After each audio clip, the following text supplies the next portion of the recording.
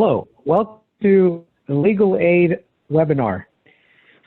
Each year, the Legal Aid Society provides information for all residents in Palm Beach County, and we also provide with services for over 7,000 residents with free, no-cost legal assistance, as well as education and outreach programs. Today's is the topic, Avoiding Scams and Fraud, featuring attorney at law Jeffrey Jones. Good afternoon, Jeffrey. Thanks for joining us today. Hi, Mario. How you doing? Okay, glad to be here. My name is Jeffrey Jones, and I'm an attorney in the elder law section at the Legal Aid Society of Palm Beach County. I handle cases involving seniors 60 and over who have been the victim of crime, abuse, and neglect. Thank you for joining our webinar on avoiding scams and fraud. I'm going to talk about a variety of scams and fraudulent schemes that are prevalent in our community. I will also discuss how to avoid encounters from people who seek to prey on innocent people. Have you ever experienced an encounter when someone called you on the telephone and attempted to entice you to purchase an item or a warranty for a car, vehicle, or insurance? At some point, the conversation moves towards asking you for your name or address. As the conversation continues, the caller asks you for your social security number or date of birth. What should be unsettling at this moment is that you do not know the caller. Is it a representative from a true business or a smooth criminal? These are circumstances where we, the public, have to be careful and guarded. It is best that we refrain from giving complete strangers, or rather smooth criminals, our personal information over the telephone. Once you give it out, you can't get it back, nor do you know what will be done with it. Perhaps the best solution is to get the caller's name, telephone number, and end the call. Now you are in the best position to investigate the caller or the company to determine if they are a legitimate business or a smooth criminal. Please know that government agencies such as the Internal Revenue Service, the Social Security Office, or the Medicare office will never call you and ask you for your personal information over the telephone. The Ponzi Scheme. One of the favorite schemes of criminals remains the Ponzi Scheme. Please watch this short video.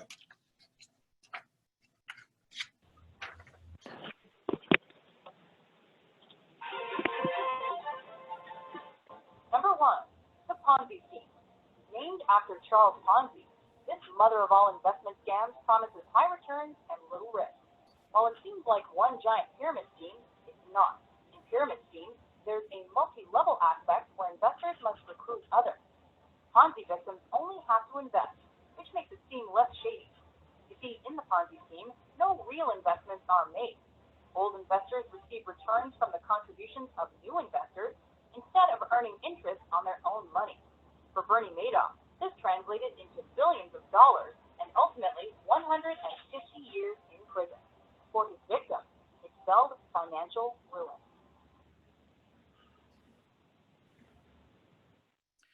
COVID-19 testing site. At the moment, the world is experiencing an unprecedented crisis with the COVID-19 pandemic or coronavirus. The legislative and executive branches of our government are providing relief in the form of relief checks, loans, and testing. Unfortunately, this kind of activity attracts criminals, and they work 24 hours a day to develop schemes and plots to snatch away the benefits and resources that are being made available to you by the government.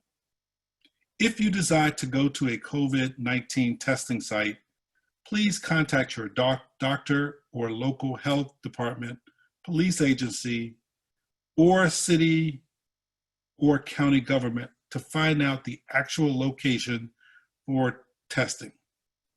Some criminals are setting up COVID-19 testing sites with legitimate looking signs, tents, hazmat suits, and realistic looking tests.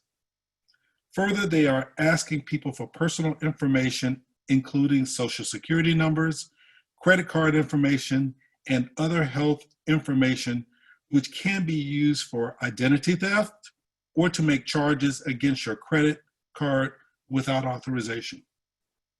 Palm Beach County, Florida has notified the healthcare district that residents may call the testing hotline at 561-642-1000 to schedule an appointment. Again, the testing hotline number is 561-642-1000. If you live outside of Palm Beach County, please contact your health department or city or county government for an approved COVID testing site. Coronavirus stimulus payment.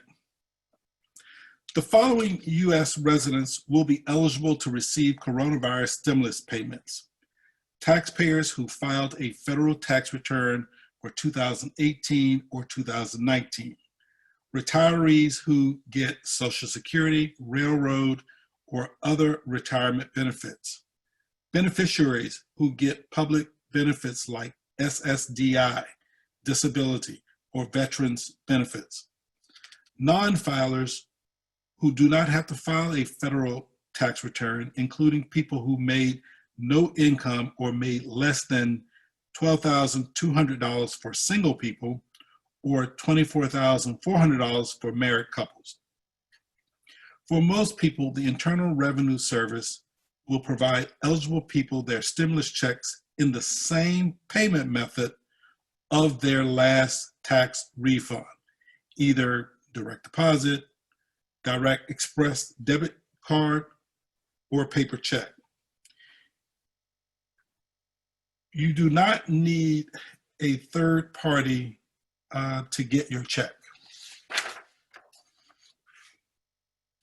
The Internal Revenue Service will not contact you about your stimulus check by telephone, text, or email. Watch out, these are scammers. The Internal Revenue Service will not charge you a fee to get your stimulus check. Watch out, these are scammers.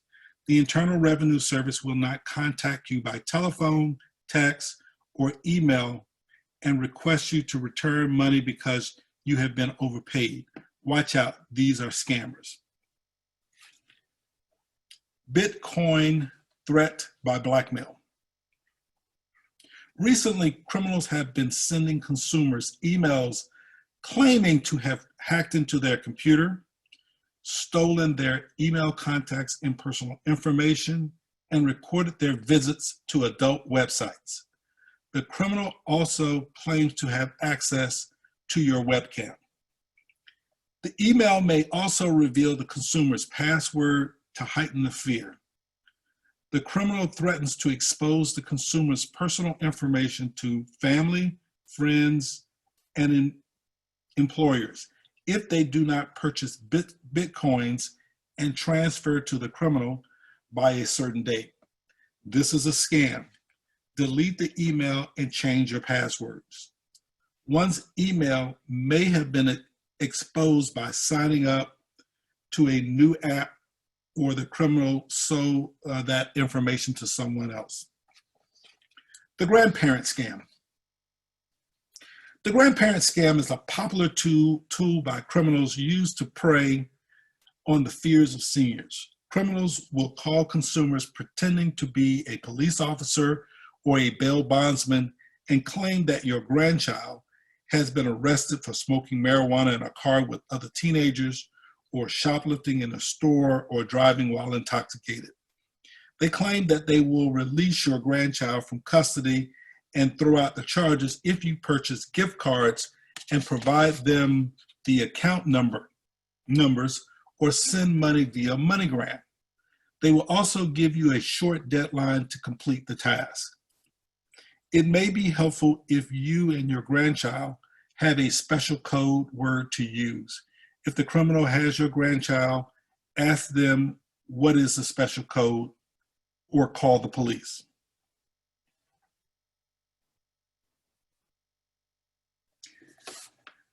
I'm going to play for you a telephone call between a lawyer and a criminal posing as the Internal Revenue Service representative. The criminal is bold, brazen, and threatening. Many seniors are receiving these kinds of calls from criminals and turning over their life savings.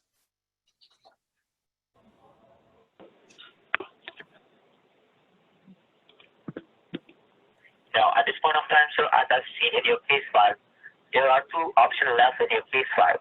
The first option states that you will have to dispute this matter in front of the courthouse by hiring a criminal attorney.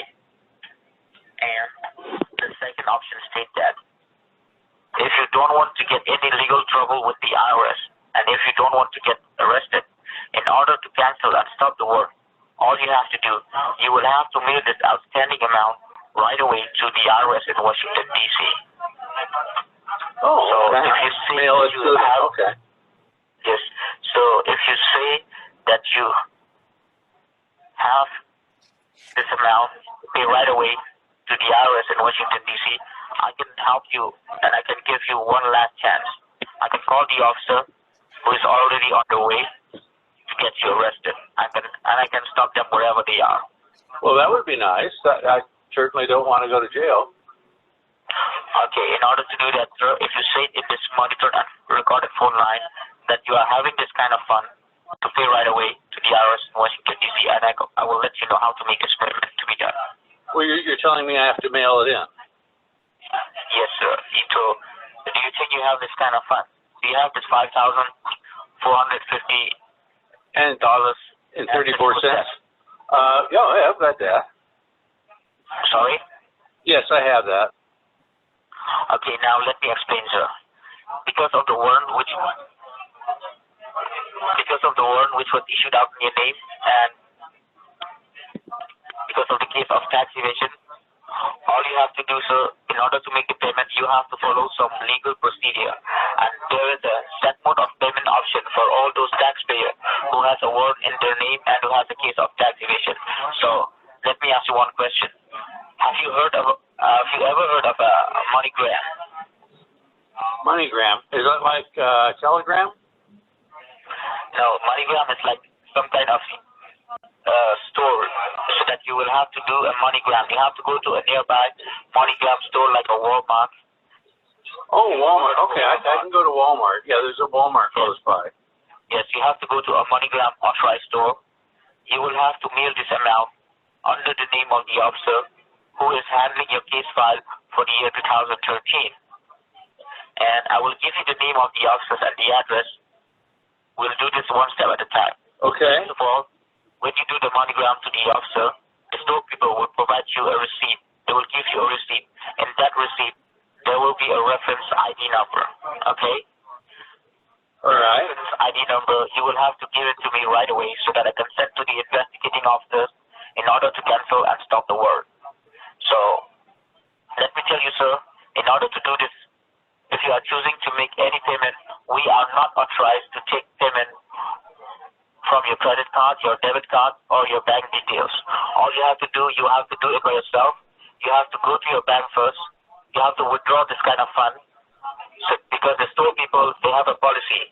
They don't accept any payment from your credit card and your debit card and over your bank details. So first of all, you have to drive down to your bank, withdraw this kind of fund, and I will let you know how to make this payment, and I will give you the details of the officers. Okay. So first of all, let me tell you the most important thing.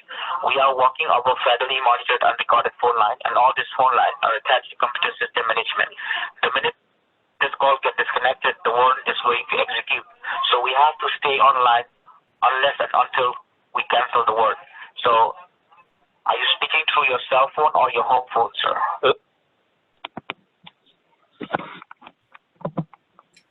So as you can see in this short video, the scammer was threatening the consumer with arrest if he did not pay a stated amount for a tax bill. And this is a typical scam that is used by scammers, so watch out for that. Lottery and sweepstakes. A frequent tool used to scam consumers is a notification by mail, telephone, or text message that you are the winner of a prize or substantial sum of money. These criminals often use the names of well-known companies and include their logo on letters and emails. The criminals are great communicators and clever. They blind consumers with the lure of quick money and the need for quick money. The person calling pretends to be excited and express that they can't wait for you to get your winnings.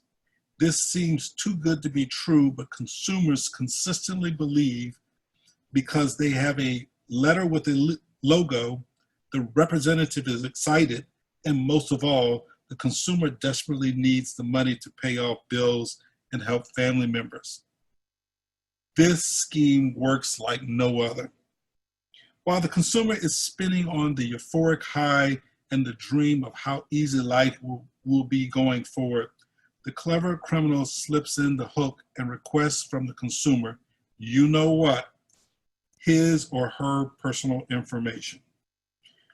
We need your address, social security number, and date of birth in order to pay the taxes. And you guessed it again, the criminal needs to collect the tax money up front for the Internal Revenue Service. Next comes another letter bearing the logo of the United States Department of Treasury and the Internal Revenue Service, demanding payment of the taxes on the money that the consumer has yet to receive from the criminals. Why can't the taxes be taken out of the money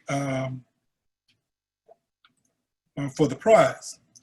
The criminal cleverly responds that the Internal Revenue Service does not allow them to issue the prize money until they first receive the tax. Once the tax is paid, the full check will be delivered. Of course, the check never arrives, even after the consumer has mailed in thousands and thousands of dollars to the criminal to pay the taxes.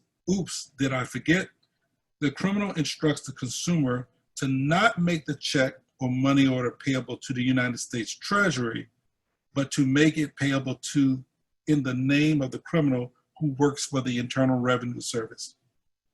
Everyone has seen the commercial of winners receiving a knock on the door and being handed a large placard bearing the front of a check showing $1 million made payable to the consumer.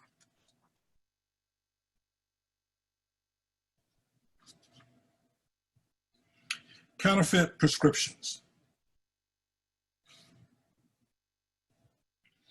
There are a lot of fake prescription drugs sold over the internet. Be careful where you make your purchase over the internet because some of the products are unsafe chemicals.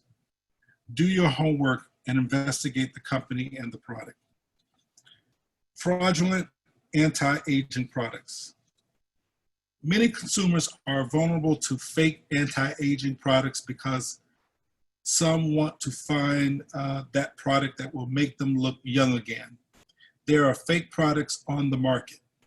If you're going to purchase products over the internet, please make sure that you purchase from a reputable vendor. Do your research. Just a quick thought.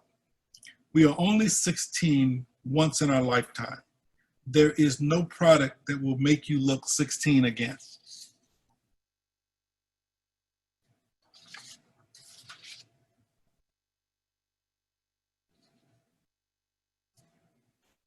What should you do to protect yourself? Important reminders, the do's and don'ts. Don't ever wire money to a stranger. Don't give out your personal information nor your spouse. Don't ever click on links in the email. Don't ever give out your social security number. Don't make any purchases over the telephone. Do consider having a power of attorney or someone you trust to assist looking over your finances. Do use tough codes for passwords. Avoid using birthdays, pet names, and family member names.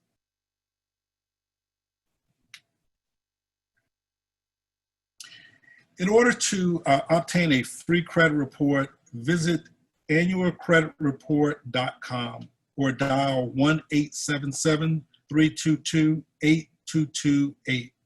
You may complete the annual credit report request form and mail it to Annual Credit Report Request Service, Post Office Box 105-281, Atlanta, Georgia 30348-5281. This is a great way of getting your credit report to determine if anyone has opened up credit cards in your name without your authorization. Complaints about fraud, scams, phishing, identity theft, unwanted telemarketing, credit or debt issues, or other unfair business practices may be submitted to the Federal Trade Commission located at 600 Pennsylvania Avenue Northwest, Washington, D.C., 20580, telephone number 202-326-2222. Complaints can be filed online or mailed at the Office of the Attorney General, State of Florida, the Capitol, PL-01, Tallahassee, Florida 323991050. Telephone number 1-866-9-NO-SCAM or 866-966-7226. Complaints can also be filed with the Palm Beach County Sheriff's Office. Financial Crimes Unit, 3228 Gun Club Road, West Palm Beach, Florida, 33406. Telephone number 561-688-3000. If you have any questions about any legal matters, you can also contact the Legal Aid Society of Palm Beach County. We are located at 423 Fern Street, Suite 200, West Palm Beach, Florida 33401. Telephone number 561-655-8944.